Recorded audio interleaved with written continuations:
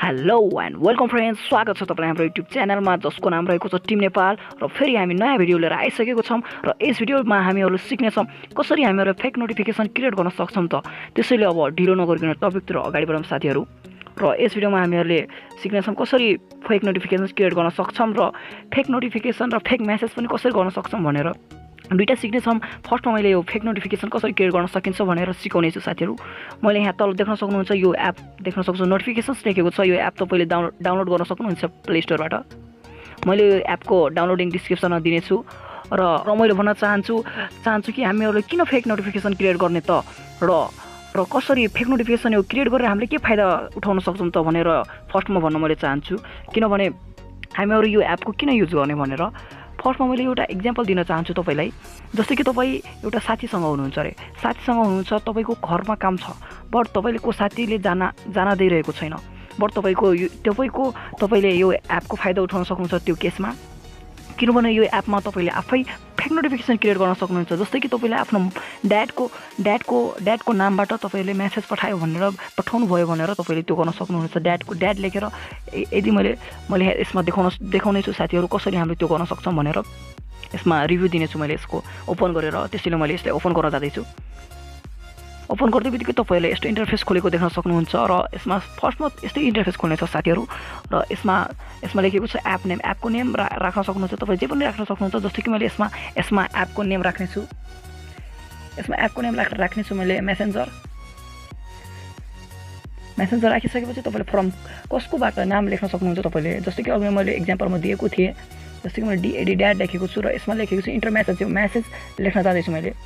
ड्याडको message कति बजे आउने भनेर लेख्दैछु साथीहरू। यसमा कम फास्ट इन होम लेख्न सक्छु मैले। कम फास्ट इन होम लेखेको छु।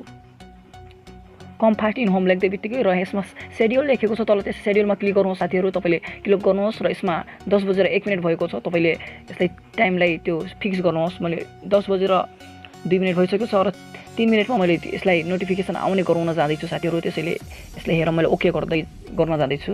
अब नेक्स्टमा क्लिक गर्नुहोस्। नेक्स्टमा क्लिक गर्दै बित्तिकै तपाईँहरूले यहाँ आइकन चुज गर्ने भन्ने छ। आइकन चुज गर्न तपाईँले आइकन चुज गर्नुपर्ने हुनेछ। जस्तै कि तपाईँले यहाँ देख्न सक्नुहुन्छ मेसेन्जरको आइकन रहेको छ यसमा। यसलाई चुज गर्नुहोस्। चुज गर्दै बित्तिकै तपाईँले गो गर्न सक्नुहुन्छ। गो गर्नुहोस्। गो गर्दै बित्तिकै यहाँ त्यो मेसेज त्यो भइसकेको छ साथीहरू। कम फास्ट इन होम त्यो भइसकेको छ। यसलाई होम बटन दाबेर तपाईँलाई एउटा देखाउन जाँदैछु साथीहरू। एकछिनपछि अहिले फेक नोटिफिकेसन क्रिएट आफै हुनेछ साथीहरू। तपाईँले माथि देख्न सक्नुहुनेछ। एकछिनपछि फेक नोटिफिकेसन आफै क्रिएट हुनेछ। वाउ साथीहरू, यो मेसेज आइसकेको छ। फेक नोटिफिकेसन क्रिएट भइसकेको छ। यहाँ तपाईँहरू देख्न सक्नुहुनेछ यता ड्याड लेखेको छ र मेसेन्जर सेम पुरा एकदम रियल जस्तो देखेको छ। कोहीले थाहा पाउने छैन कि यो फेक नोटिफिकेसन रहेको छ भनेर। तपाईँहरूले देख्न सक्नुहुन्छ यसमा कम फास्ट इन होम लेखेको छ, ड्याड लेखेको छ र मेसेन्जर लेखेको छ। तपाईँ यसमा देख्न सक्नुहुन्छ कस्तो रियल देखाएको छ। तपाईँले यो साथीहरूले देखाउन सक्नुहुन्छ। साथी मेरो ड्याडले बोलाउँदै हुनुहुन्छ भन्दै तपाईँले यसमा त्यो गर्न सक्नुहुनेछ र तपाईँले साथीहरूसँग छुटकारा पाउन सक्नुहुनेछ साथीहरू। र यो एपलाई कस्तो लाग्यो साथीहरू। यो एपलाई जरुर युज गर्नु होला साथीहरू।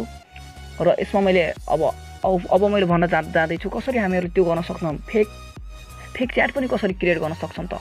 फेक च्याट पनि हामीले क्रिएट गर्न सक्छौँ। जस्तो कि फेक च्याट हामीले जे पनि लेख्न सक्छौँ फेक च्याटमा। फेक भनेपछि फेकै रहेको छ। यसलाई फेक च्याट यसको पनि डाउनलोडिङ डिस्क्रिप्सनमा दिनेछु मैले। तपाईँहरूलाई केही हुने छैन साथीहरू। यसलाई त्यो गर्नेछु मैले। क्लिक गर्नेछु फेक च्याटलाई। क्लिक गर्नुहोस्। क्लिक गर्दै बित्तिकै तपाईँहरूले यस्तो इन्टरफेस खोलेको देख्न सक्नुहुनेछ। खुल्दैछ। यस्तो इन्टरफेस खुलिसकेको छ साथीहरू। यसलाई तपाईँले ओपन गर्दै बित्तिकै यहाँ तल देख्न सक्नुहुन्छ मेसेजको बटन। यसलाई क्लिक गर्नुहोस्। यसलाई क्लिक गर्दै बित्तिकै यहाँ नेम लेखेको छ। नेम पनि लेख्न सक्नुहुन्छ तपाईँले।